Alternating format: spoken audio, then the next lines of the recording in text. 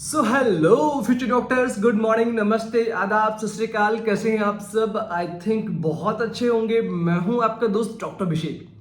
दोस्तों, आप सबको पता है कि हर एक बच्चे को गवर्नमेंट एमबीबीएस सीट नहीं मिल सकती है, लेकिन अगर आपको एमबीबीएस ना मिले तो इसका मतलब ये नहीं है कि आप लाइफ में कुछ बड़ा नहीं कर सकते हैं, आपको लाइफ में सक्सेस नहीं मिलेगी।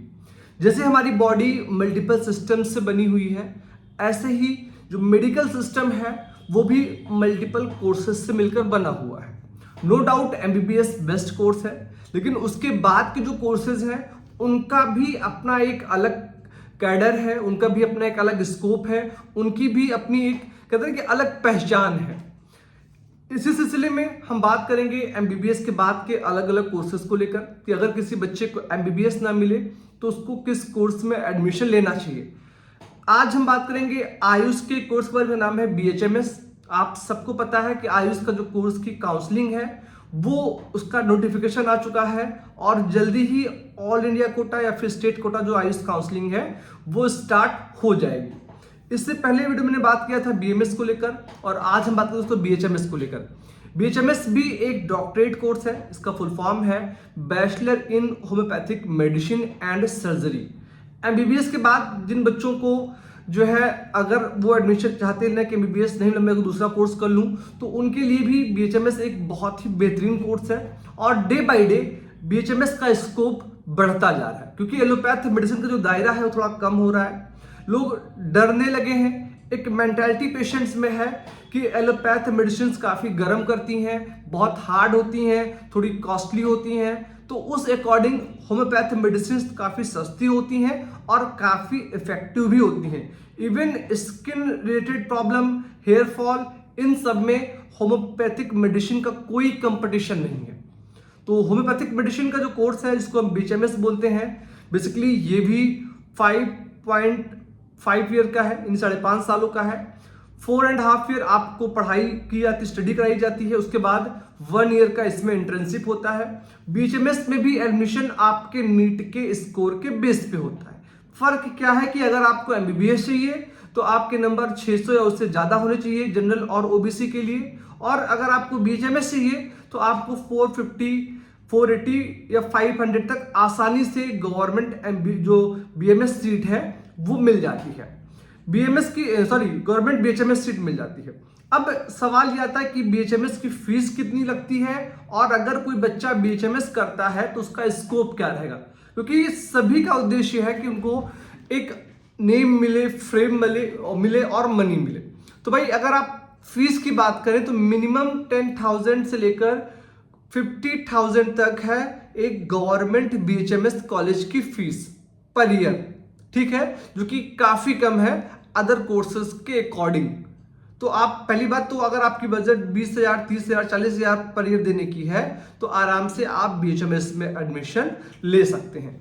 बीएचएमएस की फीस के अलावा प्राइवेट कॉलेज की फीस की बात करें, क्योंकि गवर्नमेंट की जो बीएचएमएस कॉलेजेस हैं उनकी क्वांटिटी थोड़ी सी कम है, क्योंकि आयुष अभी भी गवर्नमेंट से प्रॉपर उसको सपोर्ट नहीं मिलता है, जिसके मतलब जो है कारण सीट्स काफी लिमिटेड है। अब दोस्तों बात कर लेते हैं हम बीएचएमएस के जो है प्राइवेट कॉलेज की फीस को लेकर। दोस्तों तो प्राइवेट कॉलेज की फीस का जो डाटा मुझे मिल पा रहा है तो ये 1 लाख रुपए पर ईयर से लेकर 3 लाख रुपए पर ईयर तक होता है। और अगर आप प्राइवेट कॉलेज से बीएचएमएस करना चाहते हैं तो उसका कट ऑफ का दायरा बहुत कम होता है। आप 200 नंबर, 250 नंबर, 300 नंबर पे बीएचएमएस कर सकते हैं, ठीक है। अब किसी भी कोर्स में सिर्फ एडमिशन लेने से आपके स्कोप नहीं बढ़ जाएगा। आप एमबीबीएस में एडमिशन लेने से आप लाखों रुपए में नहीं कमाएंगे, उसके लिए आपको नॉलेज गेन करना पड़ेगा। प्रैक्टिकल में आपका हाथ काफी साफ होना चाहिए, आपकी डायग्नोसिस काफी अच्छी बननी चाहिए, तो उसी बेस पे आपको पैसा मिलता है, पेशेंट आपके पास नंबर ऑफ आते हैं। ऐसे ही बीएचएमएस में भी है। बात एमबीबीएस की हो, बीएमएस की हो, बीएचएमएस की हो, सब में पेशेंट अगर देखना है, जनरल प्रैक्टिस करनी है तो आपको अच्छे से पढ़ना होगा। स्कोप की तो बात करें हम तो जो स्कोप एक एमबीबीएस डॉक्टर का है सेम स्कोप यहाँ पर एक बीएचएमएस डॉक्टर का होता है, जिसमें कि आप खुद की clinic, nursing home, hospital, private hospital, government job, research centre, training institutes, है ना। और इसके अलावा नॉर्मल कॉलेज में as a lecturer, dispensary, research में बहुत जगह आप अच्छा कर सकते हैं। मल्टीपल ट्रस्ट में आप जा सकते हैं, ठीक है। तो जितना स्कोप एमबीबीएस का है उतना ही स्कोप जो है बीएचएमएस का है। फर्क थोड़ा सा क्या है कि एलोपैथ मेडिसिन का दबदबा थोड़ा ज्यादा है, होम्योपैथ मेडिसिन का दबदबा थोड़ा कम है, लेकिन इफेक्टिव बहुत है। और स्ट्रांग पॉसिबिलिटी लगाई जा रही है कि आने वाले दिनों में बीएचएमएस का स्कोप भी एज इक्वल टू एमबीबीएस के जैसा ही होगा। लोग अब जो है आयुर्वेद, होम्योपैथ पे भी ट्रस्ट करने लगे हैं, क्योंकि इसका बजट काफी कम होता है और काफी इफेक्टिव है। अगर हम बात करें तो सैलरी को लेकर इंडिया में, तो नॉर्मल एक होम्योपैथिक डॉक्टर की सैलरी इंडिया में 6 लाख से लेकर 20 लाख रुपए पर ईयर तक होता है, ठीक है। डिपेंड ये करता है कि आप कितना एक्सपीरियंस आपको मिल चुके हैं, ठीक है।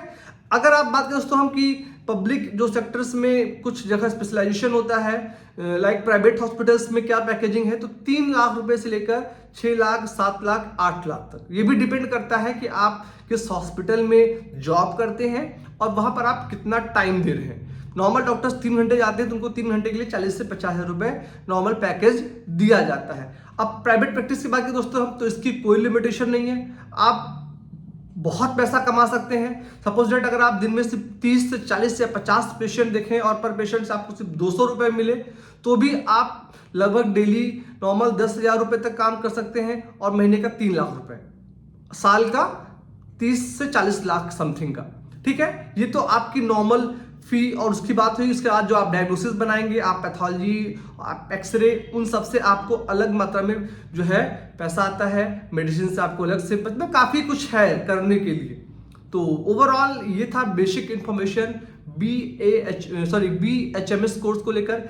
बीएचएमएस के बाद आप स्पेशलाइजेशन कर सकते हैं, आप पीजी कर सकते हैं, आप चाहें तो हेल्थ सेक्टर में जो है एमबीए कर सकते हैं, आप चाहें तो मास्टर्स पब्लिक हेल्थ कर सकते हैं। बहुत सारे स्कोप है, तो किसी भी कोर्स को कम आंकना छोड़ दें, अच्छे से पढ़ना स्टार्ट करें। हर कोर्स का अपना एक अलग स्कोप है और हर कोर्स के अपने एक अलग पेशेंट्स का दायरा है। सो इस छोटी सी वीडियो में इतना ही। मुझे उम्मीद हो कि मैंने आपके हर एक सवाल का आपको आंसर दिया होगा। फिलहाल के लिए इस वीडियो में इतना ही। आप सभी देश के फ्यूचर डॉक्टर्स का बहुत बहुत धन्यवाद। Thank you so much. जय हिंद।